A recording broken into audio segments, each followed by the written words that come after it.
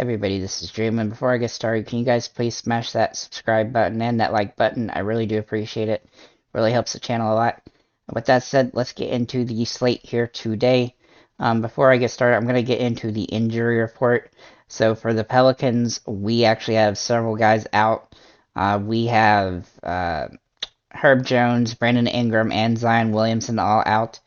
And then that's going to help Murphy, Nance, McCollum, and Valanciunas especially, and probably a couple other guys. It's going to be hard. We're going to have to see what their lineup looks like first, but definitely Nance and Murphy have the most upside as a result of this, and as well as McCollum and Valanciunas.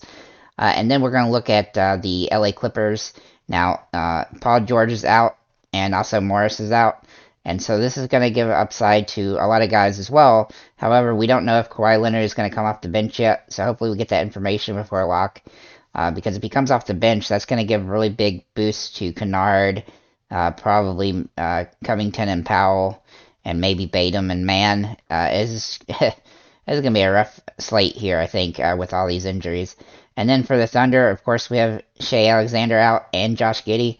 This is going to give a boost to Dort and Trey Mann, likely, and then you're gonna have to figure out, the big guys there, which are already kind of a mess as it is.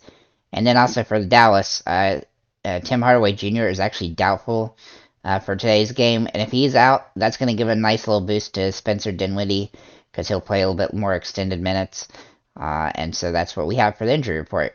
With that said, let's get into the slate for itself. I'm gonna start with the guards. So first of all, we're going to look at Chris Paul. Let's see here. Chris Paul, here he is. For Phoenix against Golden State. He's priced pretty fairly for this matchup here. His only real risk here is if he doesn't play deep into the game, which he has done in one of the 3 games so far this season. But I actually think he's going to play pretty deep in this game, assuming that the game stays pretty close, which I kind of expect it to do. I think Booker and Curry are going to have a back and forth kind of game, and so I look for this game to stay close, especially with a lot of the Warriors not playing a full complement of minutes. Then we're going to look at Luka Doncic, who's he's pretty expensive today. His price is kind of where it's going to be probably for a lot of the season. He's a big triple-double threat, especially in this matchup where the Pelicans are depleted. The only real risk here is blowout, where he wouldn't play the full game, but I sort of suspect him to play at least through the third quarter anyway, and around 25 to 30 minutes. Even in the Memphis game where they blew them out, he nearly got a triple-double and scored 65 fantasy points. I look for a similar type of outing today. Then we're going to look at Trey Mann for the Pelicans. Where did he get? Not for the Pelicans, I'm sorry. For the Oklahoma City Thunder. He's in a pretty good spot here. Obviously, his price point isn't super ideal. But he's going to get the minutes here, and he does have some ability to get to 5 or 6x in this matchup, but he hasn't been consistent at that over his career. So we do have to be a little bit concerned, but he's still in a pretty good spot. And then we're going to look at Devin Booker for the Phoenix. He's looking like he's in a great spot here against the Warriors, who are a little bit, they're not playing Klay Thompson the full complement of minutes. So I suspect that he's going to have the opportunity to score a lot, and I think that him and Curry are going to go at each other. And then finally, for this position, C.J. McCollum, with all the injuries to the Pelicans, he's almost a must-start at his price point. He has come up from the first few days, but he's still pretty solid. And with all the injuries, he's gonna have to shoot a lot. And this is something he's done before in Portland, so it's not like he's incapable. He would 5x at the price point he's at today in 2 of the first 3 games as well, and so he's a great option on this particular slate. If we look at shooting guard, obviously Trey Mann, Booker, and McCollum can all play this position. But also, not McCollum, but also Luke Kennard here. This is his first game, or this is the second game where a guy has missed for the for the Clippers rather, where he's going to have a potential to have a bigger boost. And then the first game, whenever Kawhi was out, he got a little bit of a boost. You see here, he scored.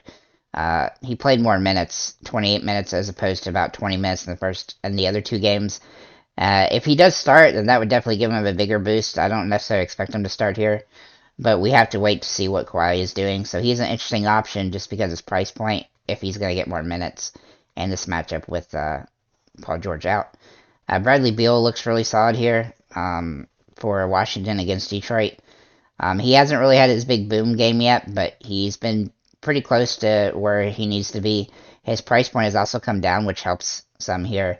And, he's been shooting the ball extremely well, so it's just a matter of time before he hits 3 or 4 threes in a game and has a 35, 40 actual point game. And that just propels him into the stratosphere when it comes to fantasy points. Then we're going to look at Spencer Dinwiddie, who for Dallas, who's going to get a boost here against the Pelicans for the matchup with the injury to Tim Hardaway potentially keeping him out of the game. And if that's the case, then I suspect he's going to be a great play because even if they get if the game gets out of hand, he's still going to get his minutes. He's still going to get 30 or so minutes in this one, and he's going to take some shots and get some peripheral points stats as well. So I do like him a lot on this particular slate now that we have a lot of injury information. Then at small forward, Norman Powell. His price point is pretty good here. Now he's in the same position as Kennard is we have to wait and see what the Clippers are going to do with the starting lineup. But if you look at his stats, like he played more minutes whenever Kawhi was out the second game, and so we'll have to see what that's going to be like today. But I expect his minutes to be up, but we really just have to see if he's starting, and then obviously he's going to have to shoot the ball better than he did in that game.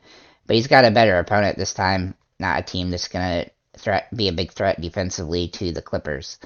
Then we're going to look at Lou Dort for the Thunder. Now he's going to get a boost here because of all the guys out for them.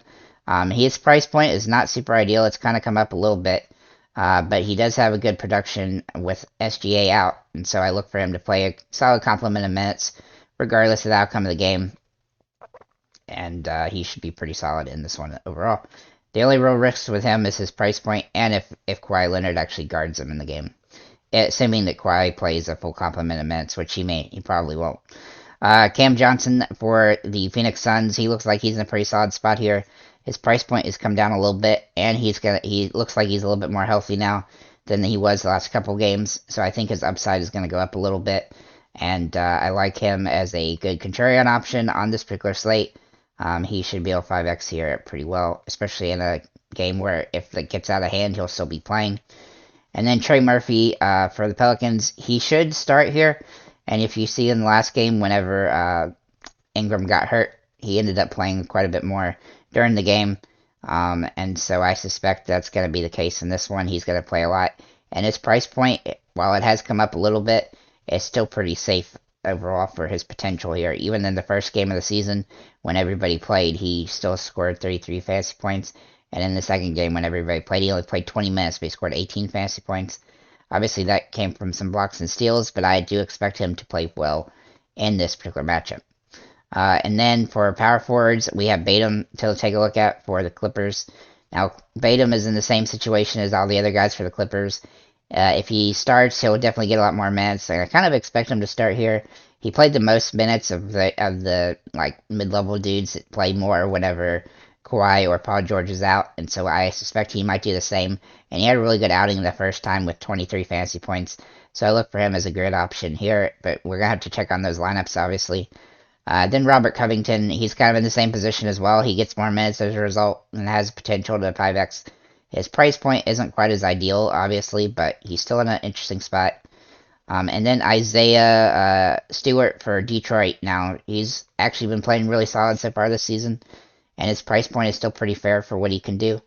He's a double-double threat in this particular matchup against Washington, and so I do like him in this one. I think he's been playing pretty well, and I suspect him and also Bojan Bogdanovic to do pretty well. They're probably the two most fairly priced guys on DraftKings, rather, for this particular slate, and I really like how they're playing, and they do play well together as well. So I do think that they're good options on this particular slate. And then finally, Larry Nance for the Pelicans, another guy that should be starting, and he should get more upside. As you can see in the last game when those guys got hurt against Utah, he got some upside as well in that game as he played more minutes, and I suspect that those two guys are going to be top-tier plays, Nance and Trey Murphy. Then we're going to look at center, and we're going to look at DeAndre Ayton for Phoenix. His price point still seems a little bit too low for his potential production here. This game is going to be interesting because sometimes centers get lost in this. So he's a little bit of risk, but like especially like he was against the Clippers where he didn't do so great. But overall, if he can stay out of foul trouble, he's got tons of upside at this price point. The foul trouble often gets him into trouble, as it's done in 2 of the first 3 games. And so we do have to take that into consideration. But overall, he still has massive upside in this matchup at his price point. Porzingis for Washington's in a good spot here against the Wizards, or against the Detroit Pistons. And in 2 of the 3 games, he's done solid, and his price point is fair enough that that he's somebody that's got to be interesting in this matchup, and he's a double opportunity in this matchup as well. And then obviously Valanciunas for the Pelicans. I mean, his minutes should go up today some because of the matchup, assuming that he's, the last game he didn't shoot the ball very well, which really hurt his production. But I think that he should have an easier time here in this one. Dallas doesn't have anybody inside that could really mess with him too much. And so I suspect they're going to feed the ball to him a lot in this matchup. So overall, I think we have a pretty solid slate here. Obviously, a lot of injuries, but if you have any comments or questions, feel free to leave them below. Make sure to check out our Discord. We put injury reports and information and stuff on here all the time, as much as we can. And we have a couple areas where you can get up-to-date news that updates automatically. So we got a lot of good stuff there. If you want to check that out, there's a link in the description below. And have a nice day, guys.